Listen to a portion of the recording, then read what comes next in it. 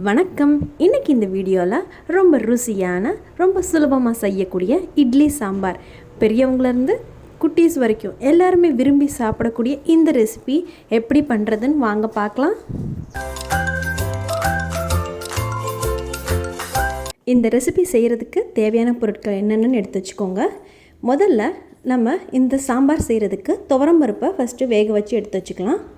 நான் துவரம்பருப்பு 1/2 கப் அளவுக்கு எடுத்திருக்கேன். அதை நல்லா வாஷ் பண்ணிவிட்டு குக்கரில் 4 to 5 விசிலுக்கு நம்ம வேக வச்சு எடுத்து வச்சுக்கணும். ஏன்னா சாம்பாருக்குன்றப்ப பருப்பு நல்லா வேக வச்சுருந்தா தான் நல்லா டேஸ்ட்டாகவும் இருக்கும். இப்போ இதை நம்ம குக்கரில் வேக வச்சு எடுத்து வச்சுக்கலாம். அடுத்து இது பருப்பு வேகிற டைமில் நம்ம அடுத்து அரைக்க வேண்டிய பொருட்கள் என்னென்னு பார்க்கலாம். முதல்ல நம்ம கடாய் சூடு பண்ணிவிட்டு அதில் ஒரு 2 ட்ராப் அளவுக்கு நல்லெண்ணெய் சேர்த்துக்கோங்க. அதில் 2 ட்ராப் அளவுக்கு நல்லெண்ணெய் சேர்த்துக்கோங்க.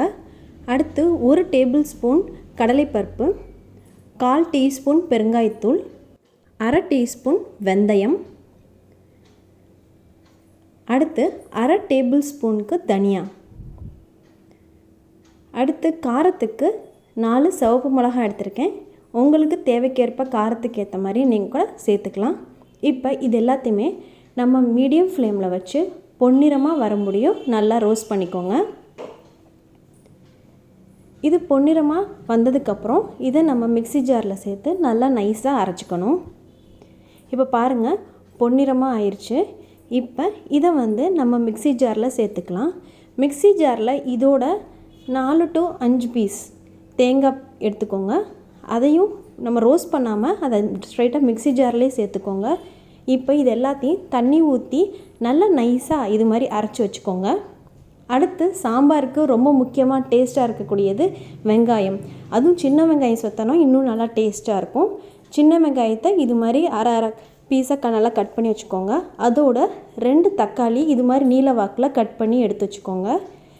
இப்போ இது ரெண்டையுமே நம்ம கடாயில் எண்ணெய் சேர்த்து நல்லா ஃப்ரை பண்ணிக்கணும். இது மாதிரி வெங்காயமும் தக்காளியும் கட் பண்ணதுக்கப்புறம் கடாயில் கொஞ்சமாக எண்ணெய் சேர்த்துக்கோங்க. இப்போ வெங்காயத்தை சேர்த்துக்கலாம். வெங்காயம் ரொம்ப நேரம் வதக்க தேவையில்லை, ஓரளவுக்கு மீடியமாக வதங்கினா போதும். இதோட நம்ம நீல வாக்கில் கட் பண்ணி வச்சுருக்க தக்காளியும் இப்போ சேர்த்துக்கலாம். தக்காளி வெங்காயம் நல்லா ஓரளவுக்கு நல்லா ஃப்ரை பண்ணிக்கோங்க. ரொம்ப நேரம் வதக்க தேவையில்லை, ஓரளவுக்கு மீடியமாக வதங்கினா போதும். இந்த அளவுக்கு வதங்கினதுக்கப்புறம் ஸ்டவ்வை சுவிட்ச் ஆஃப் பண்ணிடுங்க. இந்த டைமில் பருப்பு நல்லா வெந்திருக்கும். இப்போ நம்ம அதை எடுத்து வெளியில் வச்சிடலாம். இப்போ ஒரு பாத்திரத்தை எடுத்துக்கோங்க. பாத்திரத்தில் நம்ம அரைச்சி எடுத்து வச்சுருக்க பேஸ்ட்டை சேர்த்துக்கோங்க. இதோட நான் ஒரு எலுமிச்சப்பழம் சைஸ்க்கு புளி எடுத்தேன். அதை நல்லா தண்ணியில் கரைச்சி இதை எடுத்து வச்சுருக்கேன். இப்போ அந்த புளி தண்ணியை இதில் சேர்த்துக்கலாம். இதோட நம்ம வேக வச்சு எடுத்து வச்சுருக்க துவரம்பருப்பு அதையும் சேர்த்துக்கலாம். இதை நல்லா மிக்ஸ் பண்ணிக்கோங்க. மிக்ஸ் பண்ணதுக்கப்புறம் இதில் 1/2 டீஸ்பூன் அளவுக்கு மஞ்சத்தூள், தேவையான அளவு உப்பு சேர்த்துக்கோங்க. நல்லா மிக்ஸ் பண்ணதுக்கப்புறம் இது நல்லா கொதி வரட்டும். மீடியம் ஃப்ளேம்லேயே வச்சு செய்யுங்க, ஏன்னா அப்போ தான் அடி பிடிக்காமல் இருக்கும். இப்போ பாருங்கள், ஒரு கொதி வந்ததுக்கப்புறம் நம்ம வதக்கி எடுத்து வச்சுருக்க வெங்காயம் தக்காளி அதையும் எல்லாத்தையுமே சேர்த்து நல்லா மிக்ஸ் பண்ணிவிட்டு இப்போ இது நல்லா கொதி வந்ததுக்கப்புறம் இதிலேயே கொஞ்சமாக கருவேப்பிலையை சேர்த்துக்கோங்க. அடுத்து நம்ம காரத்துக்கு சிவப்பு மிளகாய் சேர்த்துருக்கோம், இருந்தாலும் 2 பச்சை மிளகாய் இதில் காரத்துக்கு சேர்க்கணும், அப்போ தான் டேஸ்ட்டாக இருக்கும்.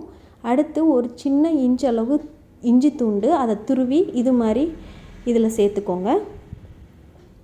இப்போ கெட்டிப்பதமாக சாம்பார் இருந்துச்சுன்னா கொஞ்சமாக தண்ணி தேவையான அளவுக்கு ஊற்றி நல்லா மிக்ஸ் பண்ணிவிட்டு நல்லா கொதி வரட்டும்.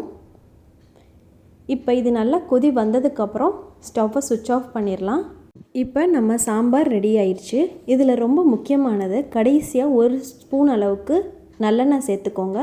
அதோட 1 ஸ்பூன் அளவுக்கு காய்ச்சின பால் 1 ஸ்பூனு கடைசியாக சேர்த்துக்கோங்க. ஸ்டவ் ஆஃப் பண்ணதுக்கப்புறம் இது ரெண்டையுமே சேர்த்து நல்லா மிக்ஸ் பண்ணிவிட்டு கடைசியாக கொஞ்சமாக கொத்தமல்லியும் சேர்த்து நல்லா ஸ்ப்ரெட் பண்ணிக்கோங்க. ரொம்ப சுவையான இட்லிக்கு ரொம்ப பர்ஃபெக்டான சாம்பார் இது கண்டிப்பாக செஞ்சு பாருங்கள். பிடிச்சிருந்த லைக் பண்ணுங்கள். நம்ம சேனலில் இருக்க மற்ற சைட் டிஷ் ரெசிபீஸோட லிங்க்கையும் நான் டிஸ்கிரிப்ஷனில் ஷேர் பண்ணுறேன். அதையும் ட்ரை பண்ணி பார்த்துட்டு பிடிச்சிருந்த லைக் பண்ணுங்கள். மறக்காமல் உங்கள் ஃப்ரெண்ட்ஸ்க்கெல்லாம் இந்த ரெசிபீஸை ஷேர் பண்ணுங்கள். நம்ம சேனலை சப்ஸ்கிரைப் பண்ணாதவங்களா இருந்தால் மறக்காமல் சப்ஸ்கிரைப் பண்ணுங்கள். நன்றி.